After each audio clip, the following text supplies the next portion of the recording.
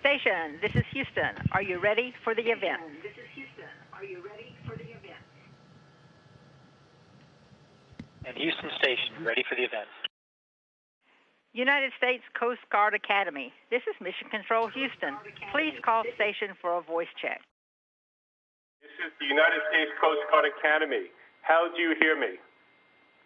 How do you hear me? In Coast Guard Academy, this is the International Space Station. Ron, we've got you loud and clear.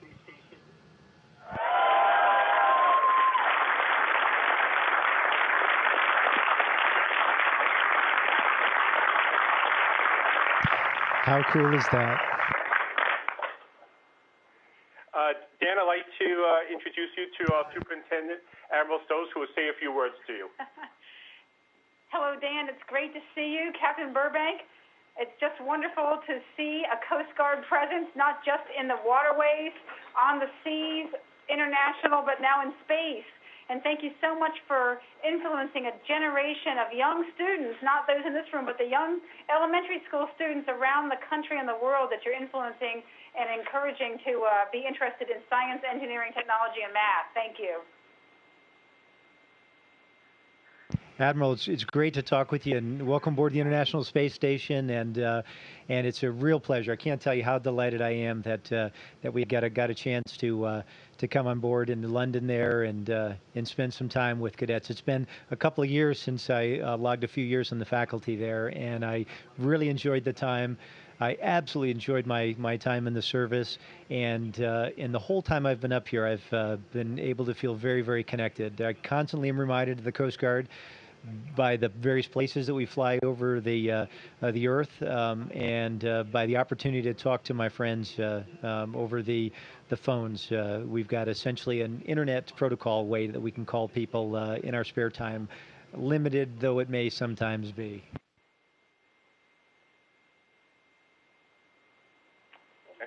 Well, Dan, you're I thought what I do is just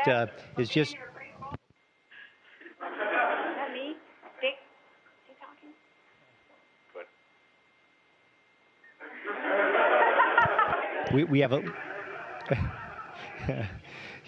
it takes some getting used to, and I still can't say that I've gotten there. We've got a couple second lag in the communications, but it's probably an egregious violation of some protocol to step on an admiral's communications like that. You'll have to excuse me.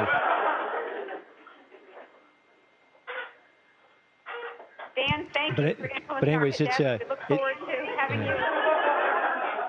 you have some questions from them. I'm going to turn this over to them, who I'm sure won't step on you like I am. All right, Dan, go ahead and share with us some of your experiences on Space Station.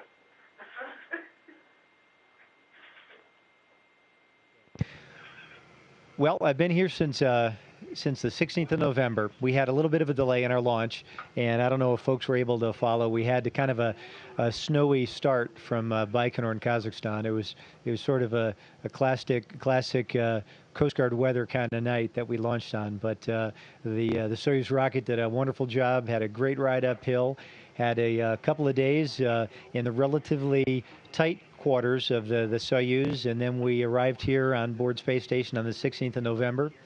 We had a little bit of a delay getting here because of an issue with a cargo ship a couple of months prior to that. So we've been kind of operating on Space Station at a reduced manning level for at least a couple of months during the late fall.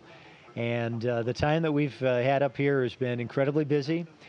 All of us are a little bit of we have to be a jack of all trades. Every day you'll run into various different little hiccups or wrinkles that you have to deal with. The science is going great. The hardware, it's very, very challenging sometimes to keep all the hardware working and working well up here.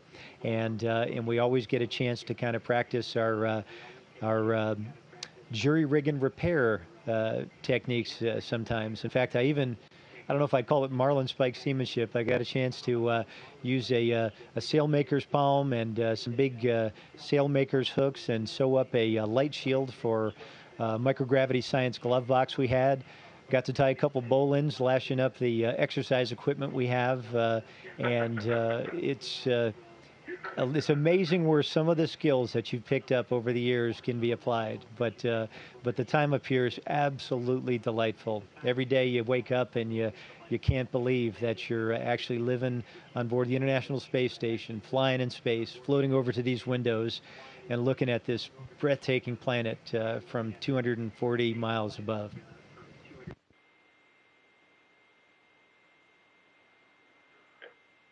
Thank you, Dan. We have our first question from one of our cadets. Good evening, Captain. This is First Class Cadet Tyler DeWechter. My question is this regarding the asteroid exploration. With the increased interest in asteroid exploration as well as defense, do you foresee an increase in the amount of astronauts that are accepted to NASA? Additionally, with the increased productivity of private space travel, do you foresee an increase in NASA astronauts going to be the pilots for private space travel, or do you believe that they'll be privately trained, Captain? Tyler, it's great to talk to you again, and thanks again for doing such a great job in Houston when you came down and spent time with us at the Johnson Space Center. A lot of questions there. I guess in general, I would say that the future for me looks very bright for space exploration. I know a lot of folks are a little bit concerned with the retiring of the shuttle. All of us who had a chance to fly on it, it's a bit of a bittersweet moment to see that great vehicle be retired and placed in museums. By the same token, though, the shuttle did exactly what it was designed for and had a wonderful many decades of launching satellites like the Hubble Space Telescope and Chandra X-ray Observatory, and most importantly, I think, in my opinion, building a nearly million-pound space station that we're living and working on. So right now, the work we're doing on Space Station is trying to figure out how to keep, for the American research, primarily centered on how to keep humans safe and healthy in space long enough so that we can leave low Earth orbit, go back to the moon to stay, on Mars, visit asteroids, and so forth. I think that is humanity's destiny. We're going to do those things. In the meantime, the time is ripe, I think, for commercial companies to step up and actually be able to do the things that up until now only whole countries could do, and that is to cover the piece from the surface of planet Earth to low Earth orbit. So I think it is a good thing, a healthy thing for us to have commercial vehicles initially doing this, supplying cargo to space station, but then down the road supplying a human capability to get to and from space station and to other destinations. At the same time that's going on, NASA's building or designing new vehicles, rockets that'll have a very, very big heavy lift capability and a capsule that'll allow us to leave low Earth orbit. All these things have to be done. We have to do this at the same time we're doing the research on station to make sure that we understand how to keep people safe. If we're going to leave low Earth orbit, that's a very, very big step. And the research we're doing right here, I think, is going to help us to be able to answer those questions. But the bottom line, the near term for you guys, when you graduate, when other service members graduate, when folks in engineering and science programs all around the country graduate and are looking at jobs, whether it is joining the space program, helping us build vehicles, or whether it's joining the astronaut corps to fly, I think the future is bright. It's better than it was for me when I was in that same position. Thank you, Captain.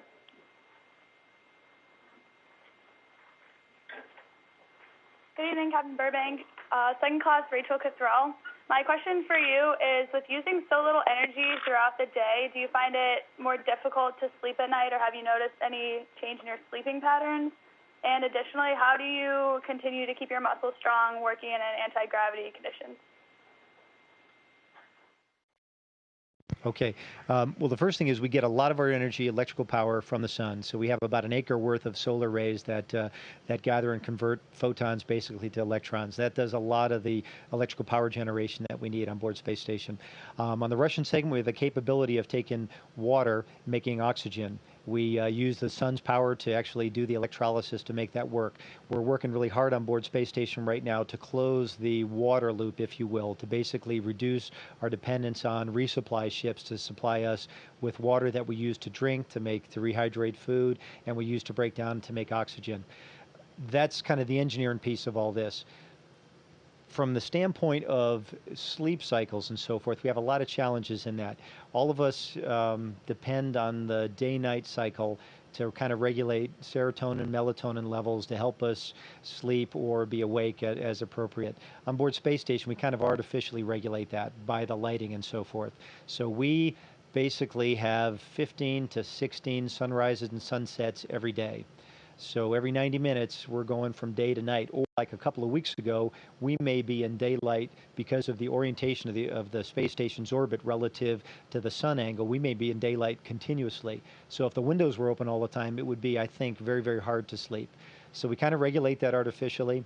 What else about that? We would like, and I think it's a good thing down the road, to consider having more natural light than the fluorescent lights that we have right now. That'll basically give you the right mix of blue light to actually be able to regulate it and make it more like natural conditions on planet Earth. A pretty long-winded discussion, but that kind of covers a little bit of the engineering side, a little bit of the sleep side. The exercise is a key piece. That's one of the biggest threats to going to Mars, for example. So a couple years ago, maybe 10 years ago or so, when we were flying on the Shuttle Mir program and programs before that, crews that would be on orbit for a long period of time would lose a pretty significant amount of bone material while they're on orbit. Basically, you adapt to the conditions you're in. The use it or lose it philosophy is in strong effect. So if your bones aren't being stressed, then you don't need those minerals. Your body uses those resources and puts them elsewhere. We got a really good exercise machine right now, Advanced Resistive Exercise Device, ARED we call it. If we can ever think of the acronym, that's usually by exception. That device allows us to get up to 600 pounds worth of load. So we can do, not that I can squat 600 pounds, but we can get very, very high loads relative to what you might get in a gym on the ground. That we think is key to keep your bones strong. Loading the big joints is really, really important. That's part of it. Cardiovascular conditioning is another major part of it as well. We have to exercise about 2.5 hours a day. When we get behind because we're real busy and we let that slide, that's kind of a big hit to us. We need to make up that time because if we were going to live in space forever, it would be no big deal. We want to come back to Earth, or we'd like to maybe at some point land on Mars, and we want to be able to function in either of those environments. Thank you, Captain. Good evening, Captain. This is First Class Joe Dillier. I had the privilege to take SED from you back in 2008 when I was a fourth class, and my question to you is kind of, I've got two questions. One's real practical. Are all the bolts on the space station, are they English units or metric units, or are they some sort of mix? And then also, you mentioned it was like a 1 million-pound space station. What kind of structural challenges were there in designing it and keeping it together? Because, I mean, I know it's a zero-gravity environment, but if it's zero gravity, then, I mean, this question that's been bothering me for a while, sir.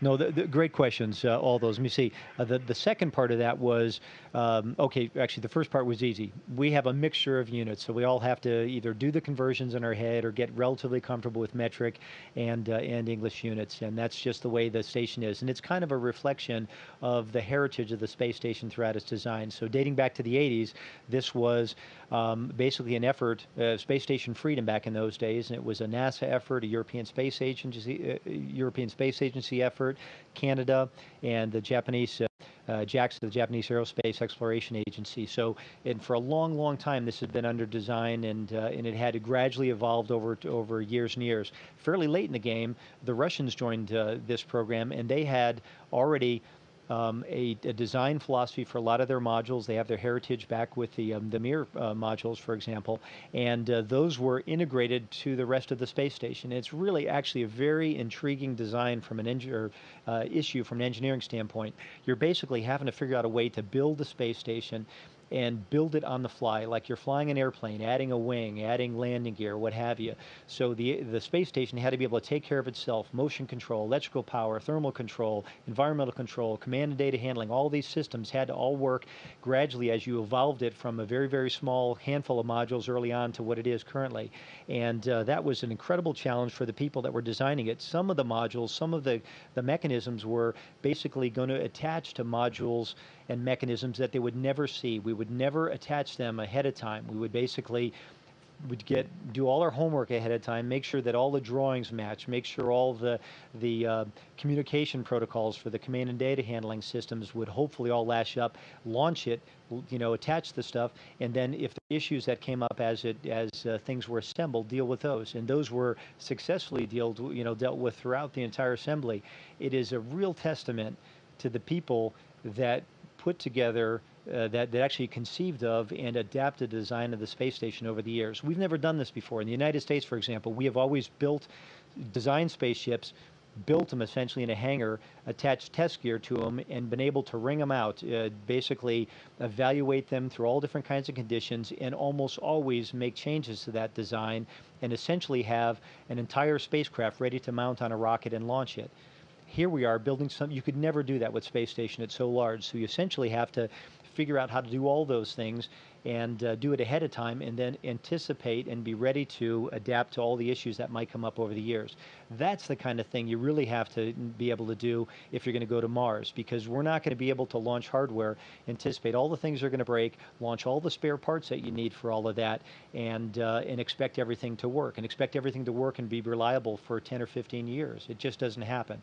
So figuring out how to fix and maintain things as they go, that's key. For space station, the loading on the hardware that's up here, it's not the constant steady-state gravitational loads that structures have on planet Earth, but it's impulse loads, it's high cycle fatigue loads, it's crews moving around in the space station pushing off of handrails that are offset by 150 or 200 feet from the center of mass of space station, and potentially exciting a mode on that structure.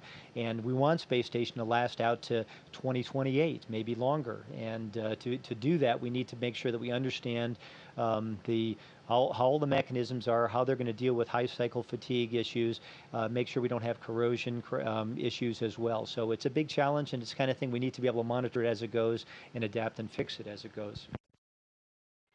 Thanks a lot, Captain.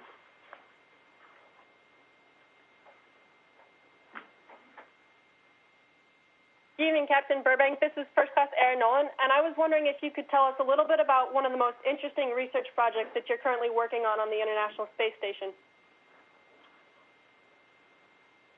Okay, and one of the ones that I'm doing right now, that all of us that are crew members right now are either subjects, and I think probably in all cases subjects, but certainly operators as well for, is a study called Integrated Cardiovascular, and this is a study that basically takes a qualitative and a quantitative look at how the heart changes, how the heart muscle changes over the conditions of spaceflight for the duration of the mission. We do that basically by using ultrasound to image the heart. All of us basically had to become pretty decent ultrasound technicians before we launched, so that we can, under some supervision and guidance by the ground, be able to get good imagery that can help scientists on the ground understand how the heart muscle changes. And that, coupled with studying the vascular systems, we do the same kinds of studies understanding how the blood vessels all change. They are actually a key part of our cardiovascular system, and they are holistically viewed. They're actually a huge contribution to doing the effort of pumping blood around your body. And when you're on planet Earth, through the gravitational force that you're constantly undergoing, those muscles, the muscles that are in the walls of the arteries in your blood vessels, basically help maintain the blood pressure, help push the blood, help fight the force of gravity. And once you get up here, that no longer is a factor. Those muscles lose their strength. You lose some of that functionality, and you're actually subject to a condition called orthostatic intolerance when you get back to the ground. And you can, in an immediate near term, it can cause fainting and things like that, but it has grave implications for long-term health if you're sending people, long duration out to Mars, for example. So we're doing those kind of studies. At the same time, we're doing exercise studies and trying to understand just how the body adapts and changes in space-like conditions. Thank you, Captain.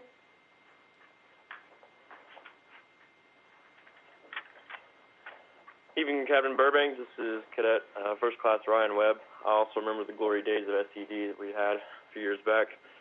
I was reading recently of your involvement with the... Hi, Ryan. Good to hear from you, Captain. I was reading about your involvement with the EPIC mission and the implementation of such drastic new computing software that you've been doing.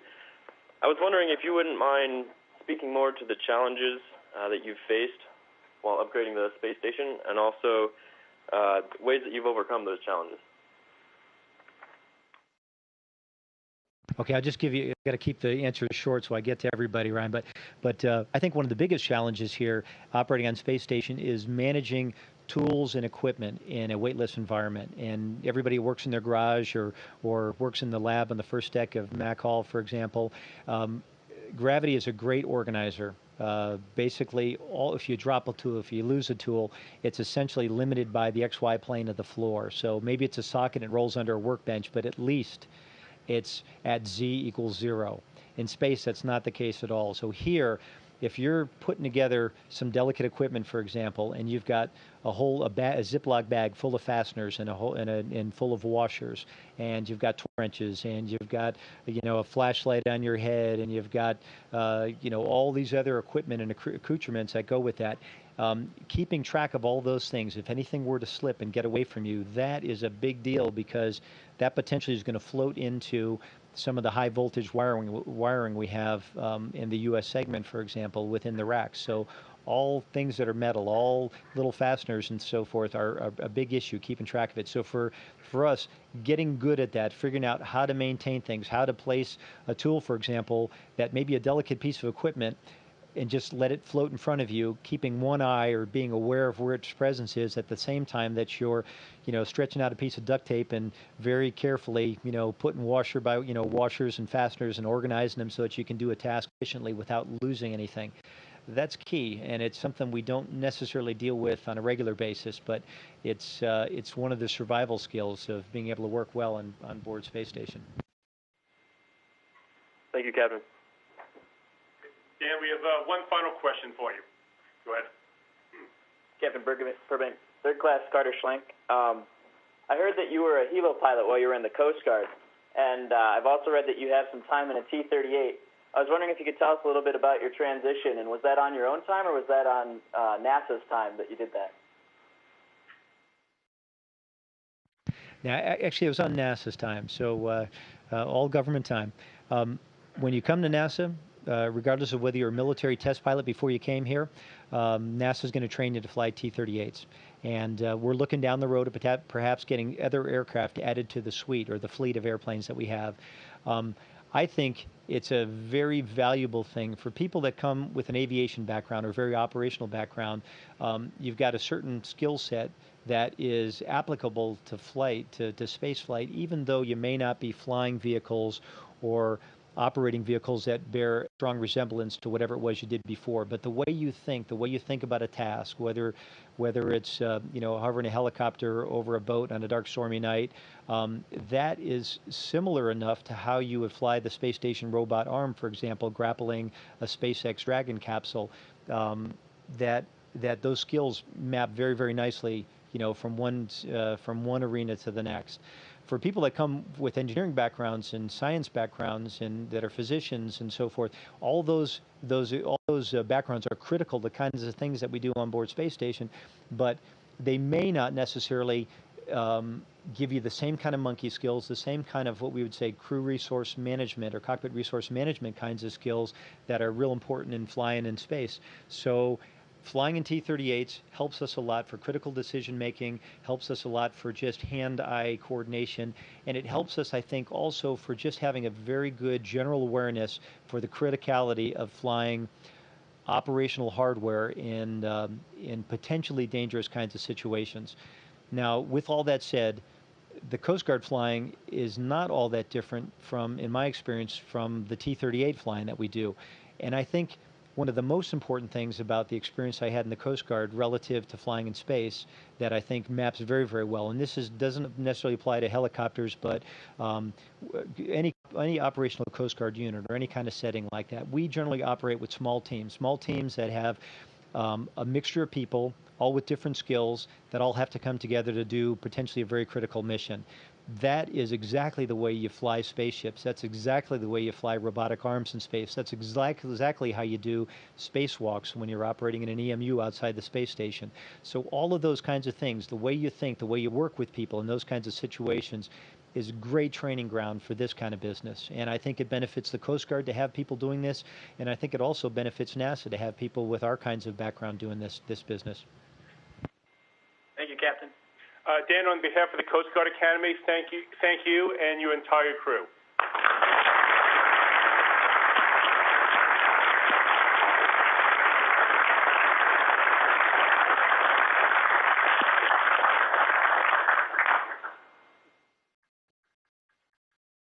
Just like Old Home Week. Thanks. It was a real pleasure. I'm so delighted that we're able to do this. And fair winds, following seas to you all. For all the firsties, I'm not sure, I've lost track, but if Billet Night's coming up, I hope all that goes well. If you're thinking about just going aviation because you're in the Aero Club and all the rest of it, it's not necessarily a bad idea. This is from an old guy saying this. I don't think it's necessarily a bad idea to consider going to a ship first. It's also a really good experience. But anyways, best wishes to you all. And we got a great service, and I'm proud of you all. And I can't wait to see and hear about your futures as you leave the academy and go on to great things. Thank you, Dan. Station, this is Houston ACR. Thank you. That concludes the event. United States Coast Guard Academy. Station, we are now resuming operational audio communications.